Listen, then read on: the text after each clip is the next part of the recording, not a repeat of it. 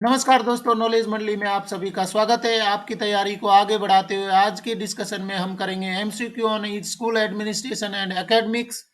These questions are very much important for the post of principal, vice principal in EMRS, NCT conducted by UPSC, KVS, NVS and other examinations। तो देखते हैं सबसे पहला question 61। If a primary school has a total of 98 students, then how many teachers should be provided by the government to that school? यदि एक प्राथमिक school में कुल 98 छात्र दाखिल हैं तो सरकार द्वारा उस स्कूल में कितने शिक्षकों को उपलब्ध करवाया जाना चाहिए? ऑप्शन देख लेते हैं। A 4, B 2, C 3, D 4+1 head teacher. Correct option is D 4+1 head teacher. Dear friends, आपको मालूम है क्वेश्चन में टोटल स्टूडेंट्स हैं वो 98 हैं। इसका मतलब है 30:1 का मतलब है कि यहाँ पर टीचर की संख्या हो जाएगी 4। 90 तक तो हो जाएंगे, 3+8 स्टूडेंट पर एक और हो जाएगा तो 4 टोटल टीचर हो जाएंगे। किसी भी स्कूल में 4 टीचर पर एक हेड टीचर भी होगा तो सही उत्तर हो जाएगा यहाँ पर 4+1। और कमेंट में आप जल्दी से बता दीजिए कि पीटीआर का रेशो क्या होगा। पीटीआर पीपल टीचर रेशो है वो कितना होगा। अपर प्राइमरी स्कूल है तो अपर प्राइमरी लेवल पर कितना रेशो होगा, जल्दी से आप कमेंट में बता दीजिए। Question number 63। The main duty of a teacher is to.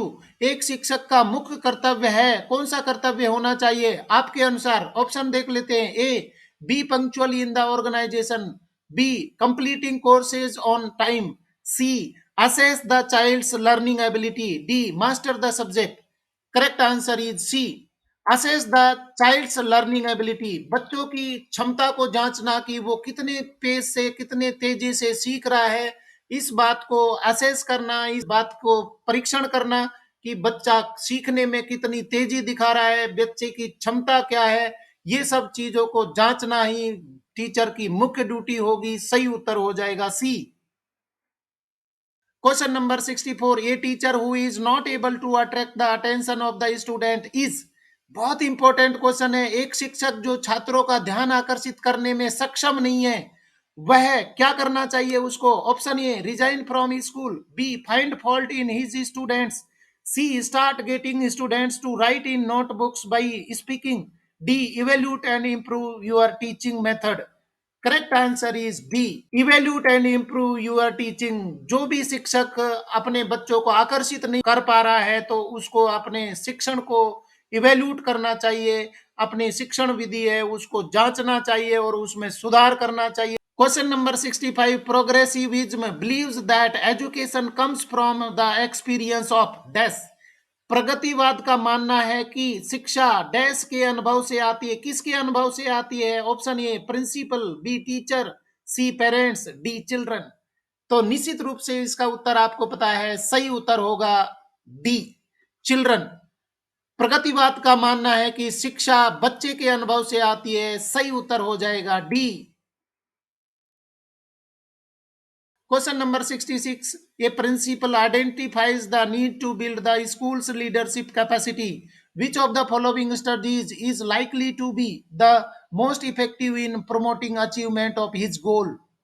एक प्रधानाचार्य विद्यालय की नेतृत्व क्षमता के निर्माण की आवश्यकता की पहचान करता है। निम्नलिखित में से कौन सी रणनीति उसके लक्ष्य की उपलब्धि को बढ़ावा देने में सबसे प्रभावी होने की संभावना है, वो आपको पता लगाना है। प्रधानाचार्य नेतृत्व क्षमता का निर्माण करने की आवश्यकता महसूस कर रहा है तो कौन सा काम उसको करना चाहिए?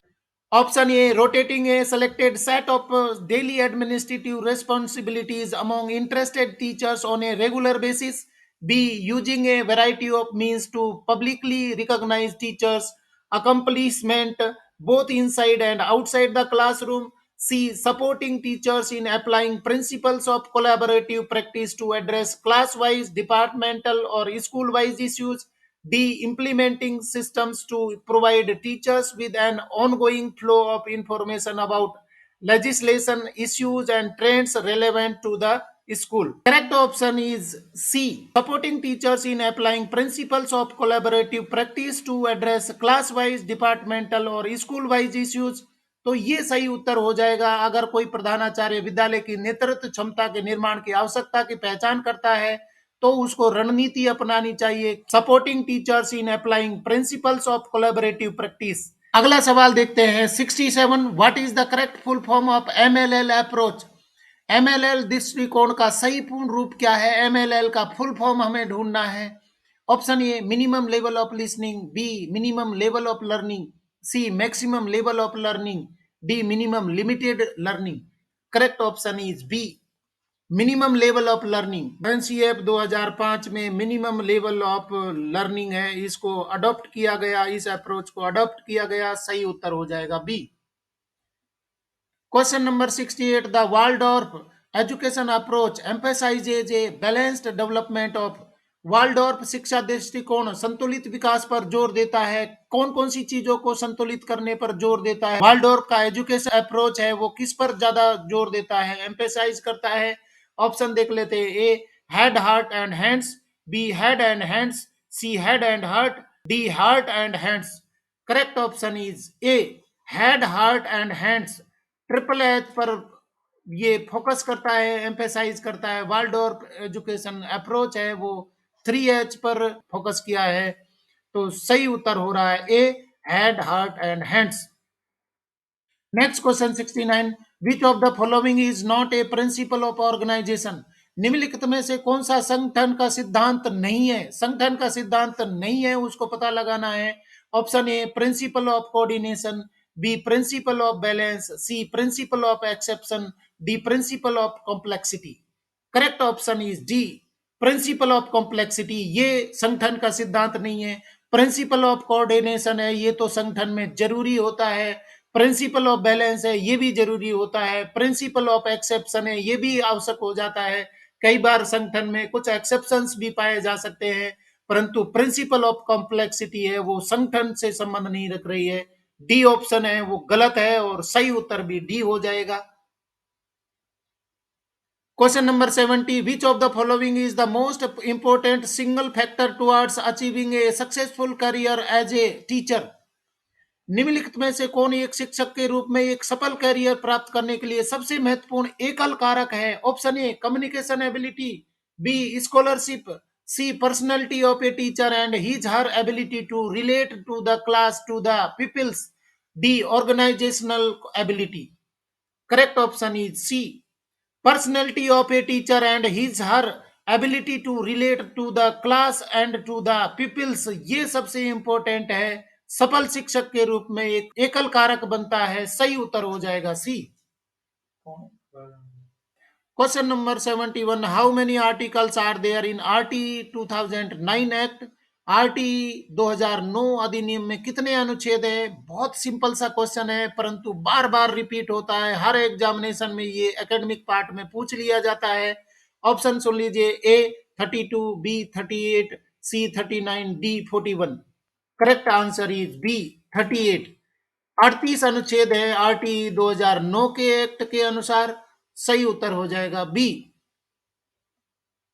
Next question 72। On which of the following statements is there consensus among educators?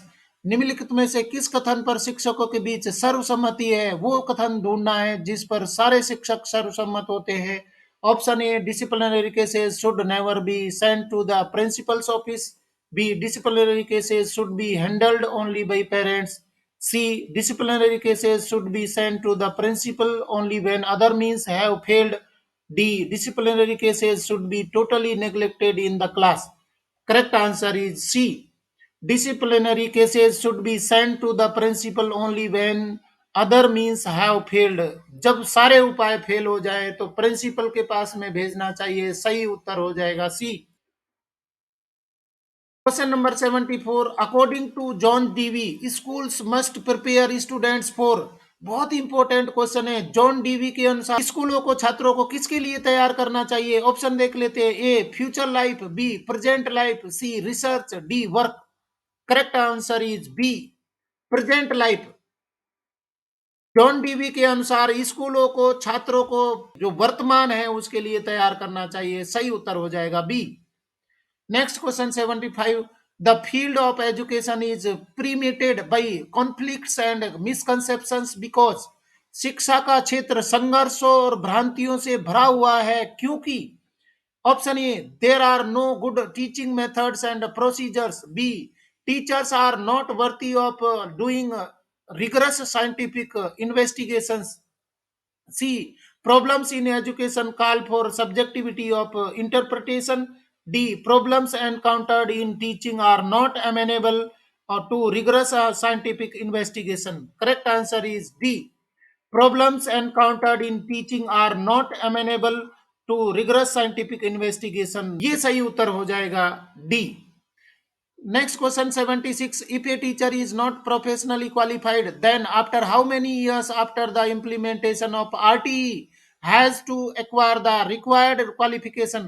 यदि कोई शिक्षक पेशेवर रूप से योग्य नहीं है तो आरटीई लागू होने के कितने वर्षों के बाद उसे आवश्यक योग्यता प्राप्त करनी चाहिए, वो समय बताना है. अगर वो टीचर है, प्रोफेशनली एजुकेटेड नहीं है, क्वालिफाइड नहीं है, तो उसको कितने दिनों के बाद में आरटीई लागू होने के कितने समय के बाद में उसको प्रोफेशनली क्वालिफाइड होना हो जाना होगा. Options are A 3 years, B 2 years, C 6 years, D 5 years.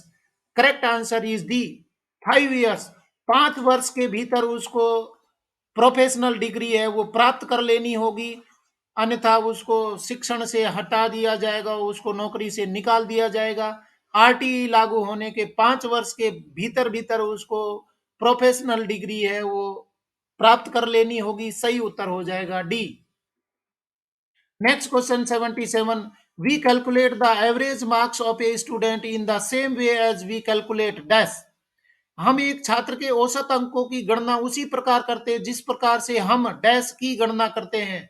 Option A, arithmetic mean. B, geometric mean. C, standard deviation. D, variance.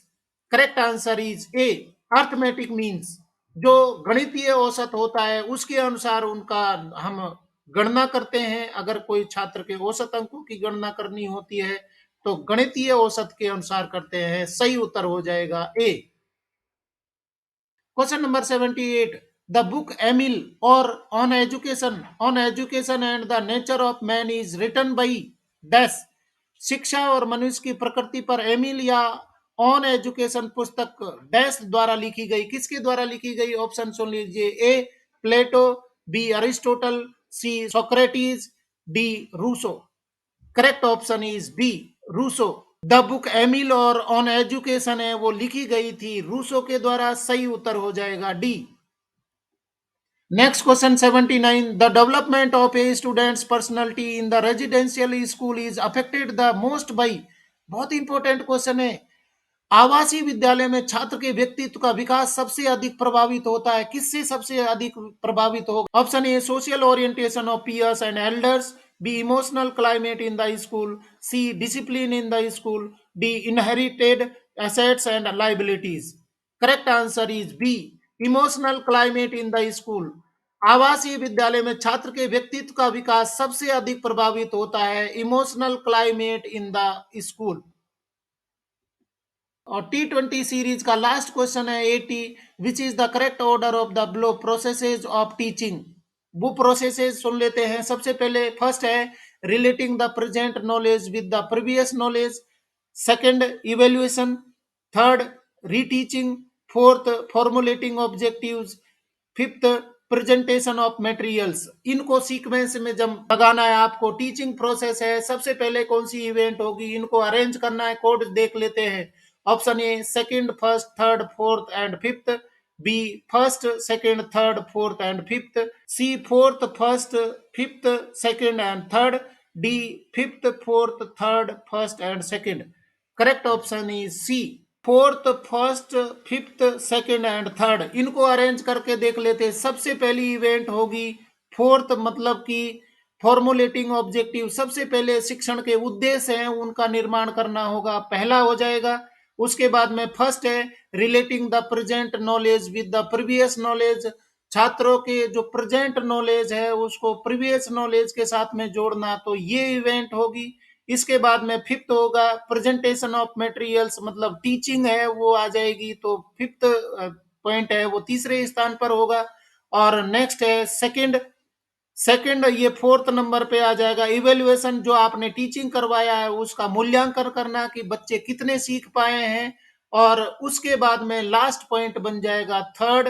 Third का मतलब है रीटीचिंग। अगर कोई कमी रह गई है, बच्चे सीखने में सक्षम नहीं हो पाए हैं, तो उनको रीटीच करवाना है। तो इस तरीके से सीक्वेंस हो जाएगा, first, second, third, fourth and fifth. तो इस तरीके से फ्रेंड्स हमने T20 क्वेश्चंस के 20 क्वेश्चंस हैं वो कंप्लीट कर लिए हैं। ये क्वेश्चन मैं आपके लिए लेकर आया, पुरानी परीक्षा में पूछा गया था और अभी भी बहुत इंपॉर्टेंट है। For the post of principles vice principles in EMRS NCT conducted by UPSC KVS NBS and other examinations. EMRS और NCT में वैकेंसी आ चुकी हैं और आपने फॉर्म अप्लाई कर दिए हैं। कुछ टेक्निकल प्रॉब्लम्स हैं, कुछ दिक्कतों की वजह से एग्जाम डेट डिक्लेयर नहीं हो पा रही है। जैसे ही समस्याएं सॉर्ट आउट होंगी, आपकी एग्जाम की डेट आ जाएगी। और KVS NBS में भी बहुत जल्दी वैकेंसी आने वाली है, इसलिए आप अपने आप को तैयार करिए। मेरे चैनल पर आपके सिलेबस से संबंधित सारे कंटेंट्स हैं वो अवेलेबल है, जैसे कि सर्विस रूल्स हैं वो भी यहाँ पर अवेलेबल है। इसके साथ में एकेडमिक पार्ट है वो अवेलेबल है। आपने अभी तक वीडियोस नहीं देखे हैं तो सारे वीडियो देखिए। और इसके साथ में जो जनरल पार्ट होता है क्वेश्चन पेपर का, general computer, general awareness, mathematics, reasoning, Hindi, English, वो भी चैनल पर अवेलेबल है। अगर आपने नहीं देखे हैं तो जरूर देखिए और अपने आप को प्रिपेयर करिए। आप मुझको मेरे फेसबुक पेज पर भी फॉलो कर सकते हैं, वहां डेली अपडेट मिलेंगे। फेसबुक पेज का नाम है नॉलेज मंडली। और आज के क्वेश्चंस अगर आपको पसंद आए तो लाइक शेयर करें और साथ में ही चैनल को सब्सक्राइब करना तो जरूरी है, क्योंकि नॉलेज मंडली is the right choice. Thank you very much.